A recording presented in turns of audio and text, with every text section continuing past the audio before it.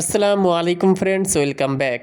So viewers, স্ক্রিনে যে red checker কবুতরটা দেখতে পারতেছেন, এই কবুতরটা 5 দিন পরে তার বাসায় ব্যাক করছে। আলহামদুলিল্লাহ, সে খাবার খাচ্ছে এবং খাবার খাওয়ার স্পিডটা আপনারা দেখেন। প্রচুর পরিমাণে তার ক্ষুধা লাগছে এবং যে অবস্থায় সে বের হয়ে গিয়েছিল তার অর্ধেক শরীর নিয়ে কিন্তু বাসায় ব্যাক করছে। কী অবস্থা ছিল, কোথায় ছিল, আমরা কিছুই জানি না।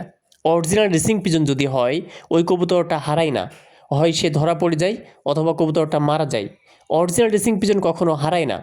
এইভাবে আমি আমার কবুতরগুলো লালন পালন করছিলাম, ওদেরকে প্রত্যেকদিন লোকেশন চেনানোর জন্য এইভাবে বাইরে ছেড়ে দিচ্ছিলাম। হঠাৎ করে কবুতরটা উড়ে যায়, উড়ে যাওয়ার পরে সে এদিক ওদিক ফ্লাই করতে থাকে। সে একটু ভয় পাইছিল, যার কারণে উড়ে যাওয়ার পরে আর বাসায় ব্যাক করতে পারিনি। 5 দিন পরে সে আসছে। আলহামদুলিল্লাহ, প্রচুর পরিমাণে খাবার খাইছে, পর্যাপ্ত পরিমাণে খাবার সে গ্রহণ করেছে।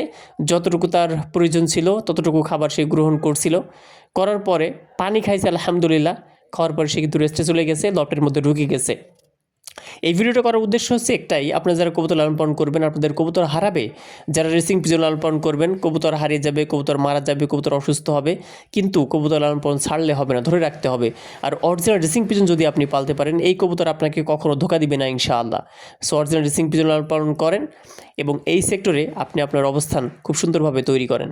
আজকে এ পর্যন্ত। পরবর্তীতে আমি রেজওয়ান আপনাদের মধ্যখানে আরেকটি ভিডিও নিয়ে উপস্থিত হয়ে যাব। সে পর্যন্ত সবাই সুস্থ থাকেন, ভালো থাকেন, এই দোয়া করি।